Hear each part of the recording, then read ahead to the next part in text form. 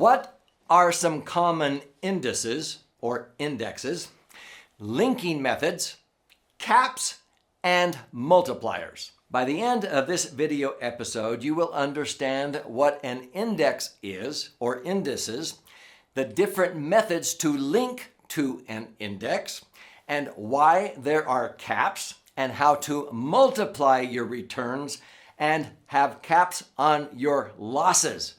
This will blow you away. Get ready.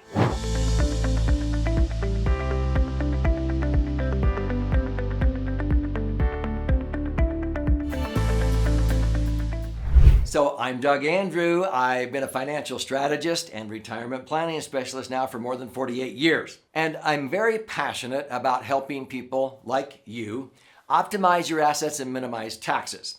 One of my favorite vehicles to accomplish this goal is max-funded IUL, Indexed Universal Life, because it allows you to accumulate your money totally tax-free. And then when you start accessing money, and you don't have to wait till you retire to do this, you can access it tax-free, including all the gains.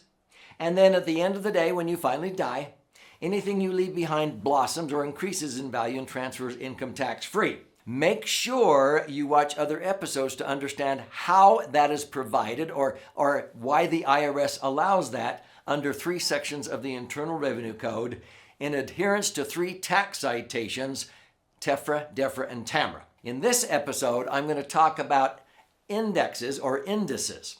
So my favorite vehicle is Indexed Universal Life. When you watch some of the other educational videos, Universal Life was the brainchild of E.F. Hutton clear back in 1980, when they said, hey, why don't we just tell a lot of people to put their money into the multi-trillion-dollar insurance industry? This is the backbone of America, the backbone of the world, and the insurance industry has weathered the Great Depression with flying colors. Not one single legal reserve insurance company went under in the Great Depression. Same is true in 2008. When sometimes in the Great Depression, 40% of banks never reopened. And in 2008, 400 banks went under, 900 more were on the brink of going under. Not one single legal reserve insurance company went under.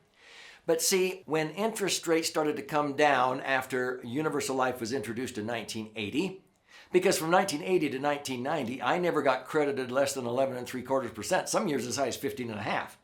But when interest rates started coming down, they introduced Index Universal Life in 1997. Now, the episodes on this channel that talk about indexing, if you watch those, you'll understand that my money in the insurance policy, let's say it's $1 million, I can just accept the general account portfolio rate, let's say of 4% if I want. But if I feel bullish about America, I say, you know what, take the interest on my million, but don't risk my million, keep it safe. Take the interest and buy some upside options in the S&P 500 or the Dow.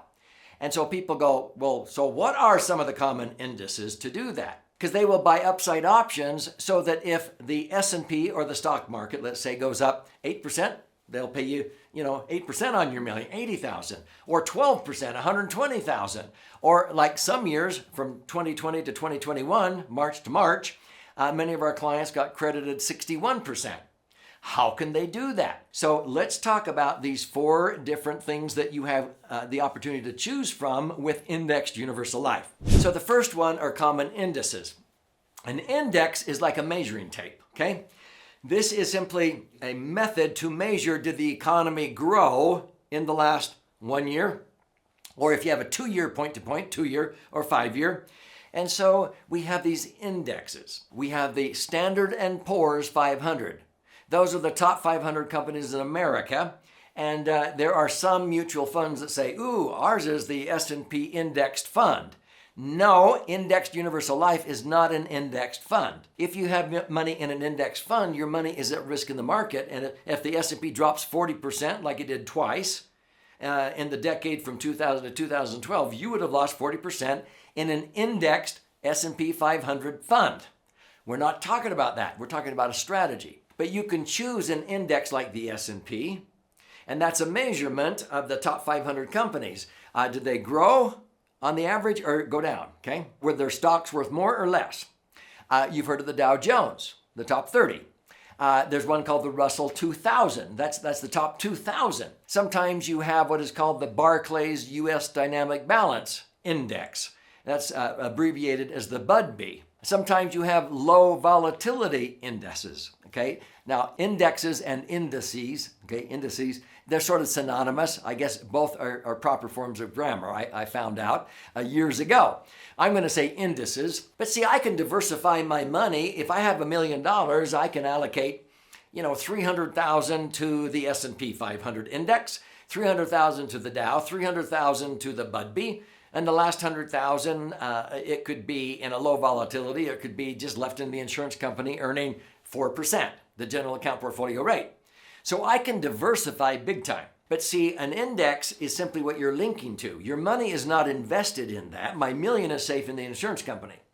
The interest on my million, if I relinquish the interest, the insurance company doesn't have to keep it around. They can use it in an options budget to buy upside options, so they will have the wherewithal if the S&P goes up, the Dow Jones goes up, Russell 2000 goes up. If any of those indices are higher 1 year or 2 years later, whatever you chose, they have to pay you whatever that did, and they can pay you because they took the money and bought upside options in the S&P 500, the Dow Jones, the Russell 2000, the BUDB, or whatever. Does that make sense? So don't worry about how can they afford to do this. They're big boys and girls. They know what they're doing. They wouldn't offer it if they didn't know they could afford it, because they will have the money, the wherewithal to do it. So an index or indices, those are simply measuring tapes. Did the economy grow or not?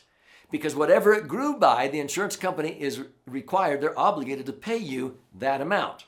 That's called an index. Okay, so I've talked about some of the common indices. Let's talk about some of the common linking methods. So when you link with an IUL policy, you may link 1 year point to point. And so that means you may link October 15th of this year to October 15th of the next year. They will measure the difference in the S&P or the Dow Jones 1 year point to point. And if it's higher, whatever that percentage is, they must pay you on your money that you linked. So that would be a 1 year point to point. And sometimes there might be a cap of 12% or 16% some years, sometimes 25%. Sometimes we tell our clients to choose the no cap, which we did. From March of 2020 to March of 2021. And because the market had dropped 30%, we said link to a 1 year no cap. And the market was up 66.33% a year later. Wow! Now they charge you 5 percentage points to do that, but our clients netted 61%. Was that a deal or what? So that was a 1 year point to point. But you can choose a 2 year. So you wait 2 years. And they may raise the cap from maybe 11% up to 19% because you're waiting 2 years. That's called a 2 year point to point. Many times, if the market is down, you might want to choose a 5 year point to point. So that means you don't know what you're going to make until the end of 5 years, but they will pay you whatever it increased over 5 years, the S&P, the Dow Jones, or whatever, with no cap. There is no cap. They'll pay you that, and they buy options appropriately or accordingly. Does that make sense? So we've covered indices. We've covered linking methods, some of the common ones. An IUL specialist will help you understand other options that you might have.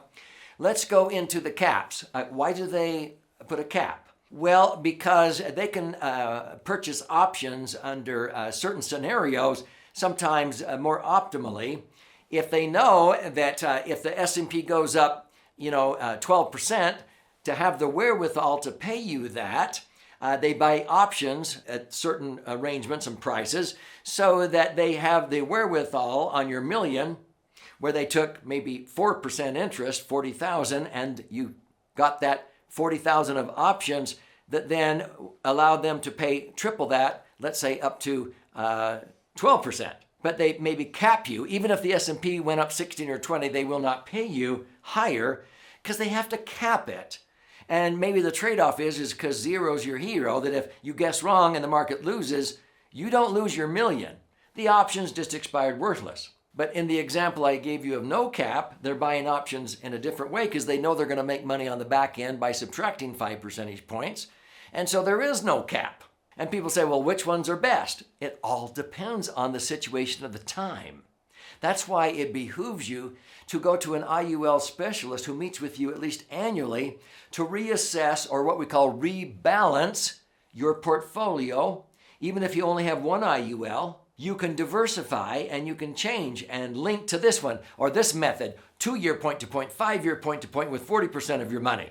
And you do it with this index or that one, S&P or the Dow Jones or the BUDB. You diversify. You talk about diversification. Yeah, I don't define diversification as putting my eggs in a bunch of baskets that are going to break as soon as the economy, drops. No, or you put it in a bank that pays you a measly 1%. That's not diversification. That's not smart. You diversify into superior indices, linking methods, caps, no caps. And what was the last issue? Okay, what is a multiplier? This is like capping your losses. So if you really want to go for it, and this isn't for everybody, but let's say you have $1 million and you feel like, ooh, I think the chance the economy is going to go up is really, really good. Now, under a normal situation, if you were earning, let's say 4% on your general account portfolio, that's $40,000 that funds an options budget. And that's the interest on your million. So if the market crashes, you simply gave up 4% interest that year, but you didn't lose your million. If you want, you can say, you know what? I'll give you another 7.5%. That's $75,000 more dollars out of my million. But what's the trade-off? If you guess wrong and the market crashes 40%, you now only have $925,000. But you capped your loss at 7.5. You will not lose 40. You'll only lose 7.5. But what's the trade-off? If you give them another 7.5% or $75,000 to buy options and the market goes up, they will pay you 2.7 times whatever the S&P or whatever index you were linked to does. 2.7 times. If it went up to 10, they would pay you 27% minus the 7.5. You'd net 19.5. But there were people in 2020 to 2021 that earned 61. They got 2.7 times that. We had many people that got credited over 153%. Their million was worth $2.5 million 1 year later. But if the market would have gone down, they wouldn't have lost 40% if it crashed that much. They would have only given up 7.5%. It's like having a cap on your loss. That's called a multiplier. Am I blowing you away? The point is this. When you meet with an IUL professional, and if they do their job structuring your IUL policy correctly, and you fund it properly, and you meet at least once a year to rebalance by doing what?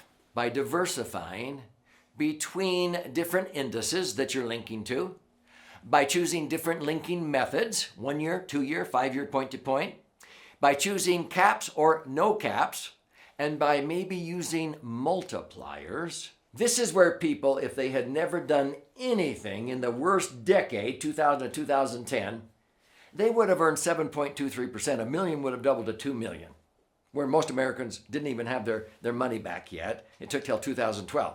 But by rebalancing, by doing what I'm talking about here in this episode, many of them went from 7.23% up to 10.07%. So when people say, is it really necessary to sort of redo this every year? Yeah. You don't have to read the Wall Street Journal every day. It's not that kind of management intensive process, but once a year, meet with an advisor who understands this, and you could tweak your return from 7.2 up to 10%. 7.2, your money doubles every 10 years.